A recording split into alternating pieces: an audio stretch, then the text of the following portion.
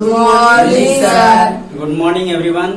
चलिए तो आज हम लोग पढ़ेंगे बाबू संस्कृत की 5वीं चैप्टर। कौन सी चैप्टर? 5वीं यानी पंचमा पाठा। पंचमा पाठा माने यानी 5वीं अध्याय, जिसमें भारत महिमा क्या है? भारत महिमा। अगर हम लोग इसको तोड़ेंगे तो होगा भारतस्य महिमा। और भारतस्य में कौन सी व्यक्ति है? षष्ठी। तो षष्ठी व्यक्ति का चिन्ह क्या होता है? का के की, यानी हो गया भारत की महिमा। महिमा का मतलब समझते हैं? आज कहते हैं माँ की महिमा अपरंपार होती है, उसी प्रकार भारत की महिमा अपरंपार है। आज हम लोग जानेंगे कि भारत की महिमा क्या है, गौरव इसकी क्या है। तो आइए हम लोग समझते हैं। सबसे पहले इसका परिचय पढ़ते हैं। बुक निकाल लीजिएगा, देखिए। तो इसका परिचय है छोटू कि अस्माकम देश भारतवर्षम इति कथ्यते। अस्माकम मतलब होता हमारा, अस्माकम मतलब हमारा, देशा माने देश राष्ट्र, भारतवर्षम भारतवर्ष, इति कथ्यते ऐसा कहा जाता है। हमारा देश क्या कहा जाता है? भारतवर्ष कहा जाता है। अस्य महिमा सर्वत्र गीयते। अस्य माने इसका, और महिमा माने महिमा सर्वत्र माने सभी जगह, गीयते माने गाई जाती है। इसकी महिमा सभी जगह गाई जाती है। किसकी महिमा? भारत की महिमा। पाठे अस्मिन, इस पाठ में, पाठे अस्मिन मतलब इस पाठ में विष्णु पुराणात भगवत पुराणात च प्रथम द्वितीयम च क्रमशः पद्यम गृहीतम अस्ति। कहता है इस पाठ में भगवत पुराण और विष्णु पुराण से प्रथम और द्वितीय पद क्रमशः लिया गया है। इस चैप्टर में 5 पद दिए गए हैं। कितने पद? 5 पद। देखिए, पहला पद, दूसरा पद, तीसरा पद, चौथा पद और 5वां पद। ये पांचों पद जो है, जिसमें दूसरा, पहला पद और दूसरा पद, पहला पद लिया गया है विष्णु पुराण से और दूसरा पद लिया गया है भगवत पुराण से। अविशिष्टानी पद्यन अध्ययन निर्मय प्रविष्टानी, यानी जो अवशेष बच गए, अवशेष 2 के बाद 3 पद जो बच गए हैं, वो किससे लिया गया है? तो अध्ययन करके, निर्माण करके बनाया गया है। 2 को लिया गया है विष्णु पुराण और भगवत पुराण से, बाकी 3 श्लोक अध्ययन करके निर्माण किया गया है। भारतम प्रति भक्ति स्मारकम कर्तव्य रूपेण वर्तते। भारत के प्रति जो हमारी भक्ति है वो कर्तव्य रूप से होनी चाहिए। आज हम लोग क्या है कि भारत के प्रति भक्ति हम लोग नहीं करते हैं। हमारे देश को बर्बाद करने में खुद हम ही लोग तुले हुए हैं।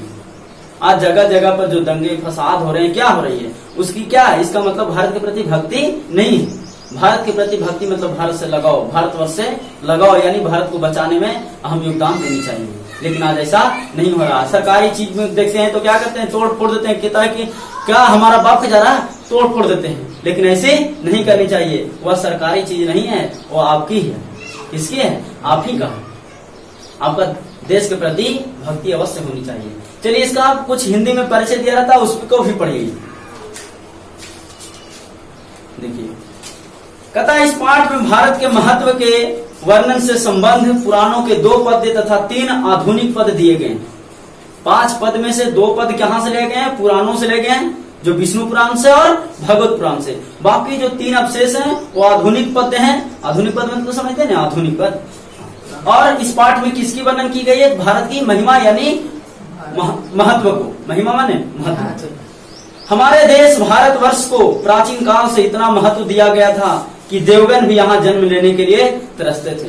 कहता है जो हमारा देश भारत है, प्राचीन काल से, आज से नहीं, प्राचीन काल से इसका इतना महत्व है कि यहाँ देवगन माने देवता लोग भी यहाँ जन्म लेने के लिए तरसते हैं। आप लोग सुनोगे कि भारत के देवताओं के 10 अवतार, विष्णु के 10 अवतार कहाँ जन्म लिए? भारत में लिए। तो यानी देवता स्वर्ग से छोड़ करके कहाँ आ रहे हैं? इस भारत भूमि पर। इसका मतलब स्वर्ग से भी कहीं सुंदर है, इसलिए तो यहाँ आ रहे हैं। लेकिन हम लोग आदमी क्या है, सोचते हैं कि भारत है क्या? भारत लोग गाली देते हैं, लेकिन वो समझते नहीं भारत की महिमा को, इसके महत्व के बारे में, वत्सल ममतामयी मातृभूमि के बारे में जानते नहीं है। ताकि देवता लोग वहां से क्यों आते हैं जब काफी सुंदर है स्वर्ग? कोई आदमी अपना घर छोड़कर दूसरा घर क्यों जाता है? एक स्थान को छोड़कर के दूसरे स्थान तक रहना क्यों पसंद करते हैं? ताकि जहां छोड़ रहा उस स्थान से वह स्थान अच्छा है, तब ना। तो इसका मतलब स्वर्ग से भगवान कहाँ आ रहे हैं? पृथ्वी पर आ रहे हैं। 1 बार नहीं, 10 बार आए। इसका मतलब कहीं ज्यादा सुंदर है, इसलिए बार बार जन्म लेने के लिए तरसते हैं भगवान भी। इसकी प्राकृतिक सुषमा अनेक प्रदूषणकारी तथा विध्वंसक क्रियाओं के बाद भी अनुपम है। आज इसकी जो सुषमा है, सुषमा मतलब इसकी सुंदरता जो है, अनेक प्रदूषणकारी और विध्वंसक क्रियाओं के बाद भी अनुपम। आज इतना विध्वंसक हो गया है, मतलब नाश करने के बल पर तुले हुए हैं भारत को, और प्रदूषण बढ़ गया, इसके बाद भी अनुपम है। अनुपम मतलब बहुत सुंदर। इसका निरूपण इन पदों में प्रस्तुत है। इसका निरूपण यानी बताया गया, निरूपण मतलब बताया गया है इन पदों के माध्यम से भारत की महिमा के बारे में कि क्या होती है इसकी महिमा प्रस्तुत किया गया है। तो आइए हम लोग बारी बारी से सबसे पहला श्लोक से समझते हैं। तो देखिए सबसे पहला श्लोक है, गायन्ति देवा किल कीर्तनानि धन्यास्तु ते भारत मोहि भागे स्वर्ग स्पंद मार्ग भूते भवन्ति भूया पुरुषाश्रित्वा। मतलब कहिए, देखिए अब यहाँ समझिएगा, किताब तो सबको नजर नहीं आएगा, यहाँ समझिएगा। पहला श्लोक है, कहता गायन्ति देवा, गायन्ति माने गाते हुए, देवा माने देवता लोग, किल माने अवश्य, गीतकानी माने गीत, धन्य माने धन्य, अस्त माने है, ते माने वे लोग, ते माने क्या था, वे लोग, भारत भूमि माने भारत भूमि पर, स्वर्ग स्पर्ग मार्ग भूते, यानी स्वर्ग और मोक्ष प्रदान करने योग्य भारत भूमि पर, भवंती माने जन्म लेते हैं, होते हैं, भूया माने बार बार, पुरुषा माने पुरुष, श्रुतवाद माने देवत्व के रूप में। यानी इसका हिंदी हो गया कि देवता लोग गीत गाते हुए कहते हैं। तो श्लोक के माध्यम से जो गाना है आपको एकदम सिंपल बैठेगा। देवता लोग गीत गाते हुए कहते हैं कि वे पुरुष अवश्य धन्य हैं जो भारत भूमि पर देवता के रूप में स्वर्ग और मोक्ष प्रदान करने योग्य भारत भूमि पर जन्म लिया है। अब इसको अन्वय से समझिए, देखिए इसमें सजा के लिखेगा, देवा गीतकानी गायन्ति माने देवता लोग गीत गाते हुए कहते हैं। देवा माने देवता, गीतकानी माने गीत, इसका मतलब क्या होता है, गीत, गायन्ति माने गाते हुए कहते हैं। ते पुरुषा, वे पुरुष धन्य है, किल माने अवश्य धन्य है, संति माने है, जो स्वर्ग और मोक्ष प्रदान करने योग्य भारत भूमि पर, जो स्वर्ग और, इसका मतलब क्या था, स्वर्ग और मोक्ष प्रदान करने योग्य भारत भूमि भागे मतलब भारत भूमि पर, श्रुतवाद माने देवत्व के रूप में, भूया माने बार बार, भूया माने बार बार, भवंती माने होते हैं या जन्म लेते हैं। यानी देवता लोग गीत गाते हुए कह रहे हैं कि वे पुरुष अवश्य धन्य हैं जो स्वर्ग और मोक्ष प्रदान करने योग्य इस भारत भूमि पर देवत्व के रूप में जन्म लेते हैं। क्लियर हो जाएगा? चलिए अगला श्लोक कहता है दूसरा, देखिएगा, अहो अमीशाम किमकारी शोभनम प्रसन्नम ऐसाम सुविदितम स्वयं हरिया योजनम लब्धम निरिषु भारत धीरे मुकुंद से वो वैकम स्पृहा हीन। मतलब समझिए, कहता है अहो संबोधन कारक, समझिएगा, कहता हो अमीशाम किमकारी शोभनम, किमकारी माने होता है किया गया, शोभनम माने सुंदर, उनके द्वारा क्या सुंदर कार्य किया गया जिसमें प्रसन्न है, सुदित स्वयं हरिया, जिसमें हरि प्रसन्न है, भगवान हरि, इसको कहा गया विष्णु जी को।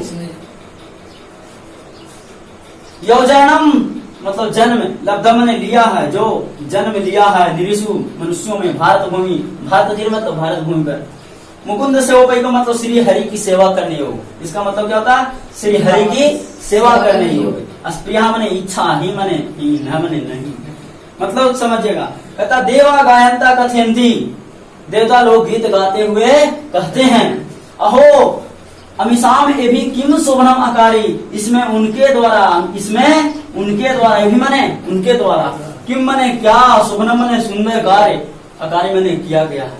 कहता हो मतलब जब देखें कि धरती पर लोग श्री हरि की सेवा कर रहे हैं, सुबह सुबह उठ करके हर हर महादेव, तो सोचे कि उनके द्वारा देवता लोग फिर गीत गाते हुए करेंगे, इस भारत भूमि पर, इस पृथ्वी पर हरि के द्वारा क्या कार्य किया गया है कि लोगों में उसके प्रति इतनी भक्ति है।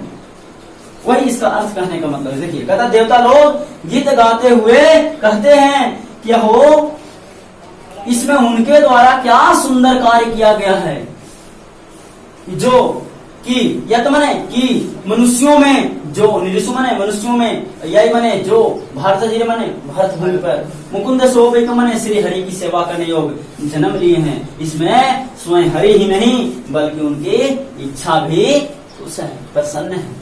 कथा देवता लोग गीत गाते हुए कहते हैं अहो इसमें उनके द्वारा क्या सुंदर कार्य किया गया है कि मनुष्यों में जो भारत भूमि पर श्री हरि की सेवा करने योग्य जन्म लिए हैं। मतलब जितना भी लोग सब हरि की सेवा कर रहे हैं, यहाँ पर सुबह से शाम तक हरि की नाम को जप रहे हैं। तो इसलिए भगवान लोग कह रहे हैं कि और भी भगवान लोग गीत गाते हुए इसमें उनके द्वारा क्या कार्य किया गया, ऐसा सुंदर कार्य जिसमें उनका नाम आदर के साथ लिया जा रहा है। इतना इसमें स्वयं हरि ही नहीं बल्कि उनकी इच्छा भी प्रसन्न है। क्लियर हो जाएगा? चलिए आगे समझिएगा। तीसरा श्लोक कहता है यम निर्मला वत्सला मात्र भूमि प्रसिद्धम सदा भारतम वर्षेतम एतत् प्रभिन्ना धना धर्म जाति प्रभिद्ध रहगतव भावम वहंतो वसंति। पढ़ा रहा पढ़िए कहता यम मने यह, निर्मल मने कोमल, वत्सला मतलब ममतामयी, भारत भूमि मने भारत भूमि, यानी कि कह रहा है कि भारत की जो भूमि है मातृभूमि जो है वो निर्मल है, कोमल है, ममतामयी है। प्रसिद्धम सदा, सदा मने हमेशा, प्रसिद्ध मने प्रसिद्ध, भारत मने भारतवर्ष मने भारतवर्ष, एतत् मने यह, विभिन्न मने विभिन्न प्रकार के, जना मने लोग, धर्म जाति मतलब धर्म और जाति के, विभेद मने भेदभाव किए बिना, भेदभाव किए बिना, रिहैकत्व भावम मने एकता भाव दिखाते हुए, वहंतो वसंती निवास करते हैं, रहते हैं। अन्वय से देखिए कहता एतत् प्रसिद्धम भारतवर्षम यम सदा निर्मला वत्सला मातृभूमि। कहता है एतत् मने यह प्रसिद्ध भारतवर्ष, यह प्रसिद्ध भारतवर्ष, यम सदा, यह सदा निर्मल कोमल, निर्मल मतलब कोमल, वत्सल मतलब ममतामयी, कोमल और ममतामयी मातृभूमि है। यह धर्म जाति प्रभेद, यहाँ यह मने यहाँ धर्म जाति मने धर्म और जाति के, अनेक प्रकार के धर्म और जाति के रहते हुए भी, विभिन्न प्रकार के धर्म और जाति के लोग रहते हुए भी एकता भाव दिखाते हुए रहते हैं। आज भारत में एक प्रकार की जाति है, अनेक प्रकार की जातियां हैं, फिर भी क्या है, एकता भाव दिखाते हुए रह रही है। लेकिन यह श्लोक तो ठीक कर रही है, लेकिन आज इसका उल्टा हो रहा है थोड़ा सा, क्योंकि आज देख रहे हैं कि हमारे देश में धर्म और जाति को लेकर के बहुत लड़ाई हो रही है कि नहीं। आज देखें हिंदू मुसलमान हमेशा होते रही है, इसमें इसका सौहार्द यानी आपसी जो एकता भाव है रह रहे थे, लेकिन इसको बिगाड़ने पर कौन तुला होगा? आज हमारे देश के जो चलाने वाले नेता लोग, यानी नेतागण हमारे देश को बर्बाद कर रहे हैं। इसके पहले हिंदू मुस्लिम नहीं थे।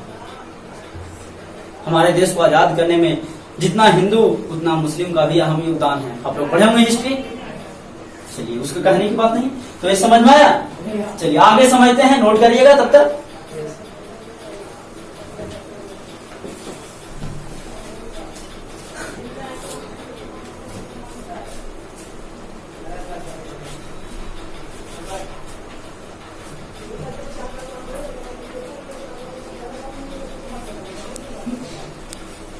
चलिए बाबू देखिएगा, रेडी हैं जी? तो देखिए आगे हम लोग चौथा श्लोक, क्या देखना है? चौथा श्लोक कहता विशाल स्मदिया धरा भारतीय सदा सेविता सागरे रम्य रूपा वने पर्वते निर्धरे भव्य भूति वहंती भी रेसा शुभा च आपगा भी।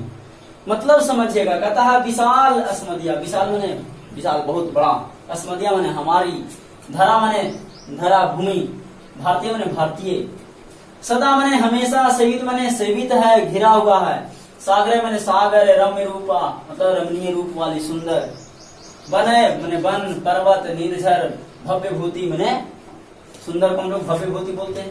वहंती भी रेसा शुभा च आपगा भी, मतलब आपगा भी मतलब होता है नदियों द्वारा। क्या होता है? नदियों द्वारा।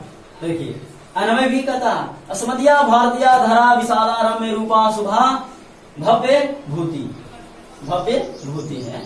देखिए कहता हमारी भारतीय जो धरा है विशाल रमणीय रूप वाली सुंदर भव्य, और चा का हिंदी पहले लेंगे, चा का हिंदी क्या लेंगे? पहले। तो यानी हो जाएगा हमारी भारतीय धरा।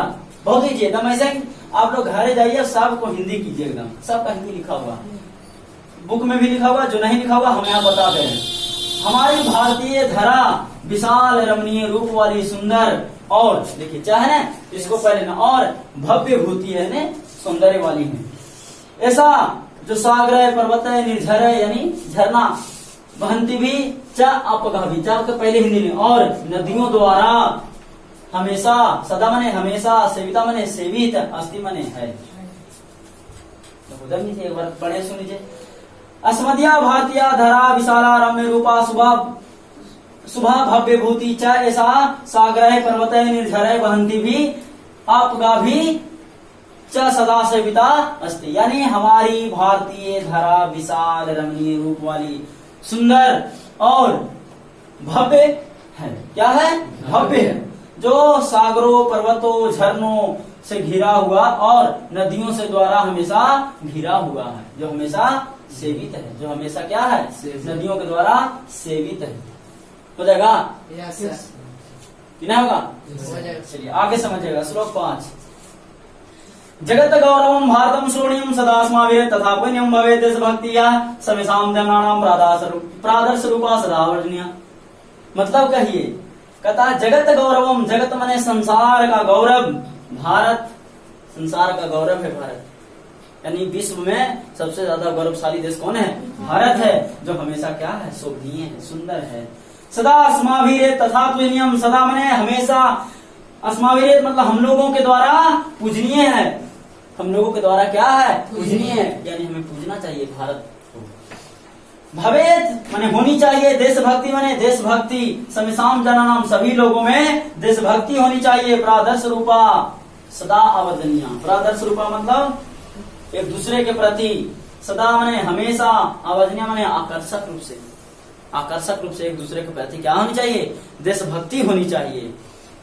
अन्वय से भी देखें, कथा तथा शोभनीयम जगत गौरवम च एतत् भारत वर्षम भारत अस्माभिः सदा पूजनीयम। कथा है शोभनीय संसार और संसार का गौरव, क्या कहेंगे? पहले लेंगे शोभनीय और संसार का गौरव यह, एतत् माने यह,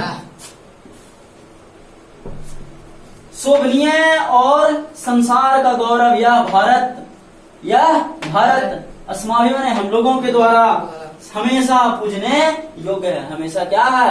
पूजने योग्य है। अत्र त्रयाणाम समेषां जनानां सदा आवर्जनीय, यहाँ समेषां सभी लोगों में, समेषां माने सभी और जनानां माने लोगों में, यहाँ सभी लोगों में हमेशा आवर्जनीय माने आकर्षक रूप से, प्रादर्श रूपा एक दूसरे के प्रति देशभक्ति और भव्यता माने होनी चाहिए। सब हिंदी बोल रहे हैं, कैसे कथक नहीं होता? एकदम हो जाएगा।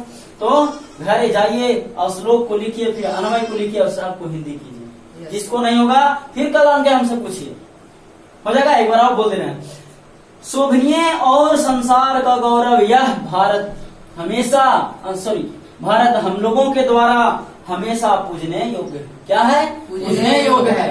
यहाँ सभी लोगों में हमेशा आकर्षक रूप से एक दूसरे के प्रति देशभक्ति होनी चाहिए। इसका मतलब आता है एक दूसरे से, एक दूसरे से, एक दूसरे के प्रति। लेकिन आज क्या है? एक दूसरे से छोड़िए ना, भाई भाई में जलन है, लड़ाई झगड़ा है, ये सब क्या है? यानी जो हम कहते थे वसुधैव कुटुंबकम, यानी पूरी संसार ही कुटुंब है, परिवार है, वो सब अब भूलते जा रहे हैं। इसका कारण क्या है? हमारी जो संस्कृति और सभ्यता है सब खोते जा रहे हैं, भुलाते जा रहे हैं। आज हमारा मार्केट देखिए तो सब क्या विदेशी कपड़ों से भरा पड़ा, यहाँ तक पहनने वाला, यहाँ तक पहनने वाला, सब क्या है? सब विदेशी कपड़ों में रंग गए हैं। आज हमारी सभ्यता और संस्कृति एकदम नाश हो गई। समझ में आ गया? क्लियर? थैंक यू, धन्यवाद। Yes sir. चलिए कोई दिक्कत हो जरूर पूछिएगा। Yes, thank you.